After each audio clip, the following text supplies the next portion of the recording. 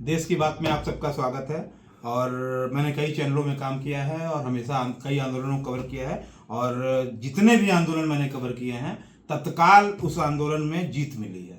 और इसी जीत का हिस्सा है प्रोफेसर संजय गुप्ता जी, जो डीन की लड़ाई पिछले 23 दिनों से लड़ रहे थे।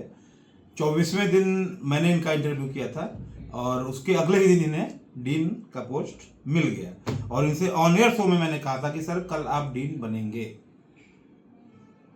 कि अब बड़ा पद है, आगे क्या?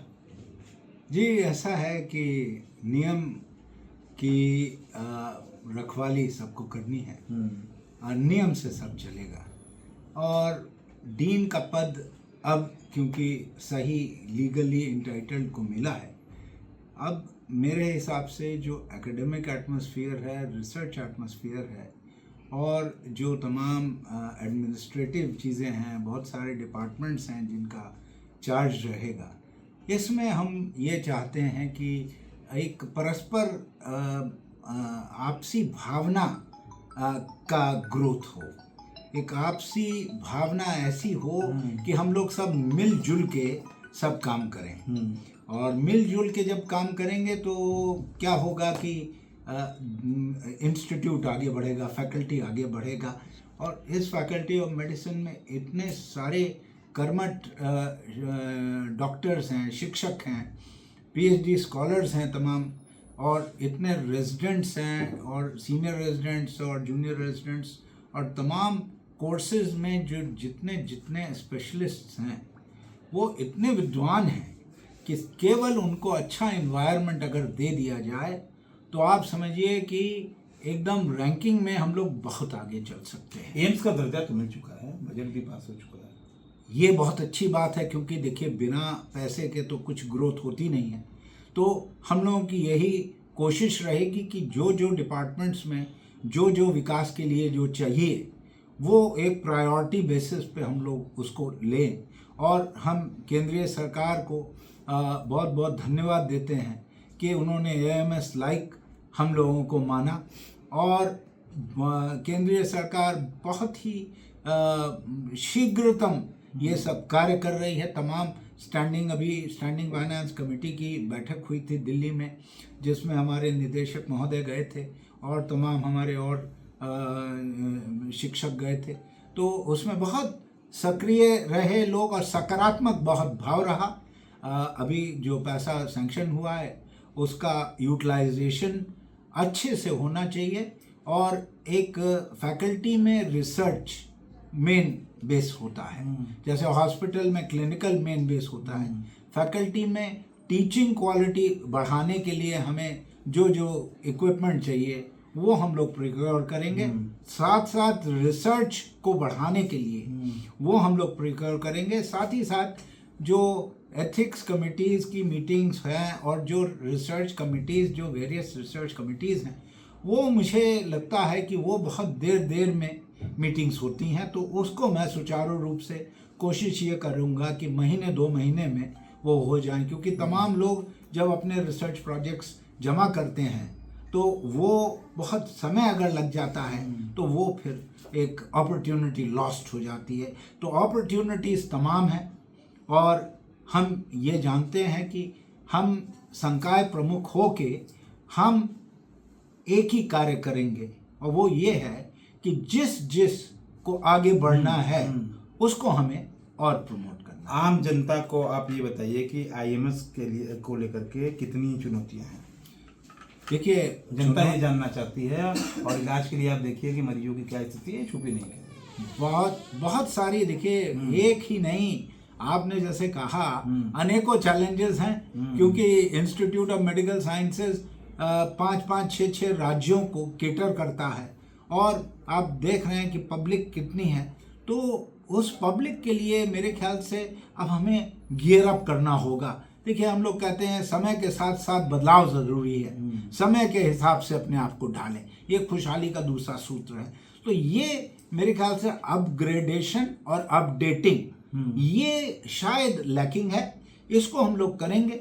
और हमें पूरा उम्मीद है कि बीएचयू प्रशासन हमारे साथ सहयोग देगा, और आगे हम लोग बढ़ने में कोई भी कसर नहीं छोड़ेंगे कि जो हमारी जनता है, जो पूरे पूर्वांचल की जनता ही नहीं, पूरे 5-6 राज्यों की जनता है, उसको पूरा पूरा लाभ मिल सके। लगातार बधाइयों का तांता लग रहा है बहुत लोग भी में। दो जी, सवाल सिर्फ बचे हैं, जी। समय का भी अभाव आपके पास जी, भी होगा। जी, जी। 2 सवाल बचे हैं।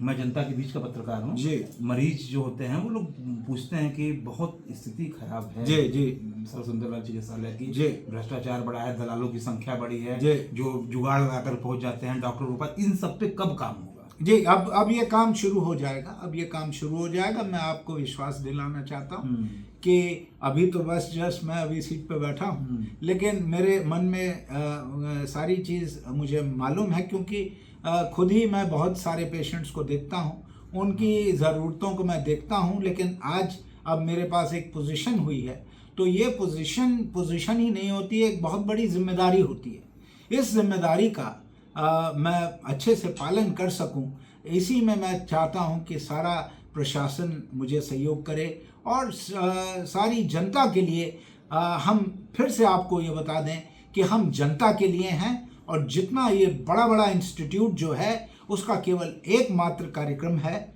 एकमात्र लक्ष्य है कि जनता की खुशहाली आए, जनता को लाभ मिल सके जितना ज़्यादा से ज़्यादा हो सके। और मैं ये प्रॉमिस करता हूँ कि हमारे डॉक्टर्स, हमारे स्टाफ, हमारे प्रोफेसर्स, हमारे जितने लोग हैं वो सब बहुत अच्छे से काम करते रहेंगे। मुझे पूरा विश्वास है। तत्पर रह के हम लोग आगे बढ़ के आप लोगों की सेवा करने की कोशिश करेंगे। हमारे नए चैनल 23 दिन आप आंदोलन लगातार करते रहे हैं। हमारा नया चैनल जो कि देश की बात खुला है, उसके लिए क्या कहेंगे? हमने आपका इंटरव्यू किया और अभी से सहयोग कहिए। अगले दिन अपने डीन बने। ऑन एयर मैंने कहा था कि अब अगले दिन डीन बनने जा रहे हैं।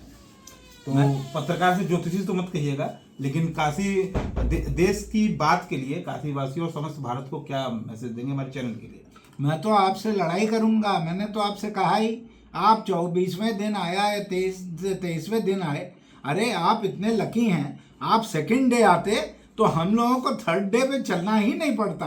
आप तो बहुत लकी हैं, और आपने कहा भी है कि कौन सा आपका ग्रह बहुत स्ट्रांग है, और हमने तो ये देख लिया। और आपको ये शंकराचार्य ने मुझे कहा है कि मेरा राहु बहुत मजबूत है। अच्छा, तो ये तो हम जितने आंदोलन मैंने MP हरिवार सर के भी आंदोलन मैंने कवर किए थे, उसके अगले दिन वो डीन बन गए थे। मैं आपने देखा होगा कि कितना जन समूह मेरे साथ आया। बिल्कुल, मतलब इतना जो कम्युनिटी ऑर्गेनाइजेशन आदमी कहता है कि सत्य मर गया है, लेकिन ये हम लोगों ने दिखाया कि हर मानव सत्य के लिए खड़ा होने को तैयार है। हर मानव सत्य के लिए खड़ा होने को तैयार है। ये बहुत बड़ी बात है, क्योंकि हमें यही लग रहा था कि कहीं क्या है कि सब लोग साइलेंट तो नहीं हो गए हैं, क्या मानवता भी तो नहीं मर गई है? क्योंकि हम लोग कहते थे लोकतंत्र की हत्या तो हो रही है कि भाई नियम का पालन नहीं हो रहा है, लेकिन ये लग रहा था कि कहीं मानव लोकतंत्र में जो पत्रकारिता है वो वेंटिलेटर पे है। खैर वो अलग विषय है। अंतिम सवाल वो तो आपका विषय है। देश की बात के लिए जो हमारा नया चैनल है, क्या संदेश देंगे? मैं ये सभी सुनने वालों को ये कहूँगा कि ये देश की बात का जो चैनल है, ये बहुत ही लकी चैनल है। बहुत इम्पॉर्टेंट ये स्टोरीज कवर करते हैं, क्योंकि देखिए ऐसे सत्य की लड़ाई बहुत कम लोग कवर करते हैं। हमने देखा प्रिंट मीडिया में भी, हमने देखा बहुत चुनिंदा ही, बस एक ही अखबार था जो रेगुलरली जो कवर करता था, बाकी लोग इसको एक स्टोरी के रूप में बस लेके चलता था। तो आप ये एकदम डट के जो आप हमारे साथ रहे, इसमें आपकी सत्य के प्रति निष्ठा दिखाई देती है, और जो सत्य के प्रति निष्ठा दिखाई देता है वो उच्च कोटि का इंसान होता है। तो उच्च कोटि का इंसान जब चैनल चलाएगा तो वो चैनल उच्च कोटि का होगा। उसकी सफलता एकदम पक्की है। आपको बहुत बहुत बधाई मेरी तरफ से।